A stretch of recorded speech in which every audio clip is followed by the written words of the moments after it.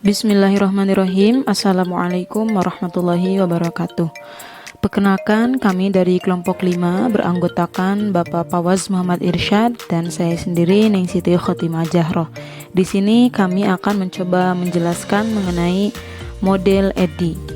Video ini dibuat dalam rangka menyelesaikan mata kuliah Desain Interaksional yang diampu oleh Bapak Dr. Dirgantara Wicaksono MPD.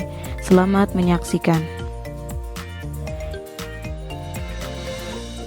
EDDI merupakan akronim untuk Analyze, Design, Develop, Implement, and Evaluate.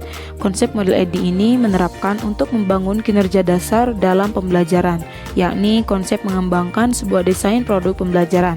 EDDI merupakan desain interaksional berpusat pada pembelajaran individu, memiliki fase langsung dan jangka panjang, sistematis, dan menggunakan pendekatan sistem tentang pengetahuan dan pembelajaran manusia. Desain interaksional EDDI yang efektif berfokus pada pelaksanaan tugas otentik, pengetahuan kompleks, dan masalah asli. Dengan demikian, desain interaksional yang efektif mempromosikan kesetiaan yang tinggi antara lingkungan belajar dan pengaturan kerja yang sebenarnya. Model pembelajaran EDDI berlandaskan pada pendekatan sistem yang efektif dan efisien, serta prosesnya yang bersifat interaktif antar siswa dengan guru dan lingkungan.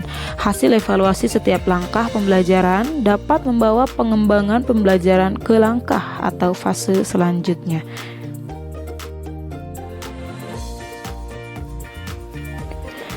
Ini merupakan penekanan tahap desain dalam model EDDI. Yang pertama ada analyze, yang kedua ada design, yang ketiga ada develop, yang keempat ada implement, dan yang kelima ada analyze. Dan itu semua tengah-tengahnya ada evaluate atau evaluasi, harus dievaluasi.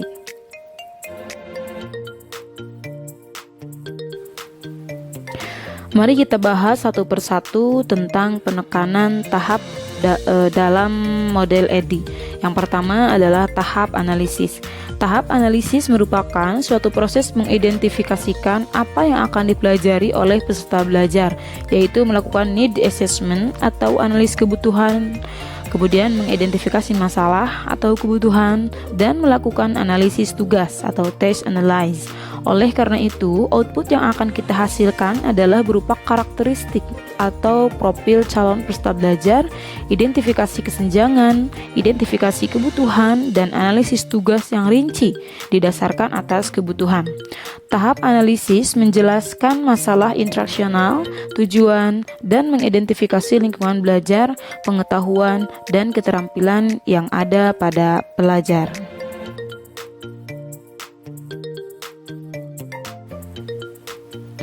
Kemudian selanjutnya tahap yang kedua adalah tahap desain. Tahap desain berkaitan dengan desain dalam merumuskan tujuan pembelajaran, instrumen penilaian, latihan, konten, analisis materi pelajaran, perencanaan pembelajaran, dan pemilihan media. Tahap ini dikenal juga dengan istilah membuat rancangan blueprint. Ibarat bangunan, maka sebelum dibangun gambar rancang bangun atau blueprint di atas kertas harus ada terlebih dahulu. Apa yang kita lakukan dalam tahap desain ini? Pertama, merumuskan tujuan pembelajaran yang SMAR atau specific, measurable, applicable, dan realistic. Langkah berikutnya dilakukan dengan menyusun tes. Adapun tes yang dirancang harus didasarkan pada tujuan pembelajaran yang telah dirumuskan sebelumnya. Langkah berikutnya menentukan strategi pembelajaran yang tepat untuk mencapai tujuan pembelajaran tersebut.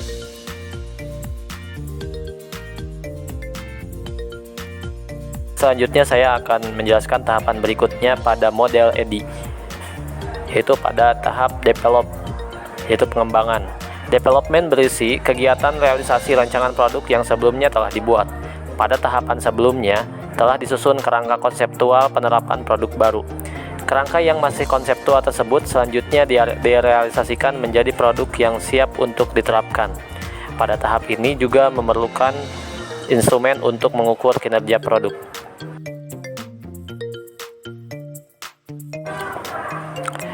Nomor 4 adalah implementasi atau penerapan. Penerapan produk dimaksud untuk memperoleh umpan balik terhadap produk yang dibuat atau dikembangkan. Umpan balik awal dapat diperoleh dengan menanyakan hal-hal yang berkaitan dengan tujuan pengembangan produk. Penerapan dilakukan mengacu pada rancangan produk yang telah dibuat. Nomor 5 adalah evaluate. Tahap evaluasi dilakukan untuk memberi umpan balik kepada pengguna produk, sehingga revisi dibuat sesuai dengan hasil evaluasi atau kebutuhan yang belum dapat dipenuhi oleh produk tersebut. Tujuan akhir evaluasi yakni mengukur ketercapaian tujuan pengembangan.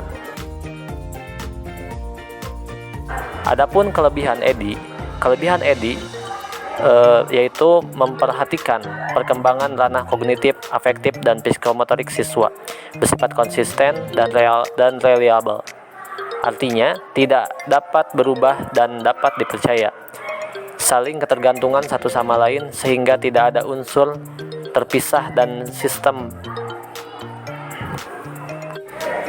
serta sederhana dan terstruktur dengan sistematis sehingga model desain ini akan mudah dipelajari oleh para pendidik. Adapun kekurangan model EDI, model pembelajaran EDI merupakan model yang memiliki 5 komponen yang saling berkaitan dengan terstruktur secara sistematis sehingga dalam mengaplikasikannya tidak boleh dilakukan secara acak, melainkan harus sistematis, yaitu mulai dari analisis, design, development, implementation, and evaluation. Dan juga model pembelajaran ini memperhatikan 3 ranah dalam penilaian, yaitu ranah kognitif, afektif, dan psikomotorik. Mungkin itu yang bisa kelompok kami sampaikan. Sekian dan terima kasih. Lebih dan kurangnya mohon dimaafkan. Wassalamualaikum warahmatullahi wabarakatuh.